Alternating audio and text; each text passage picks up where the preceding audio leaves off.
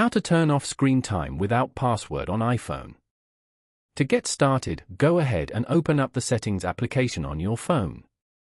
Once you're here, scroll down and tap on Screen Time. Here, you can get insights about your screen time and set limits as needed. Adults can also set parental controls for a child's device. You can also get insights about your personal screen time and set limits as needed.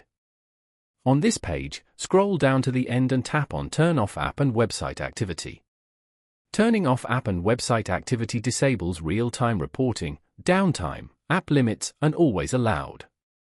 Tap on Turn off app and website activity again to confirm. Screen time will no longer be reported, and all limits and downtime settings will be turned off. Following these steps, you can easily turn off screen time without password on iPhone. Thank you for watching.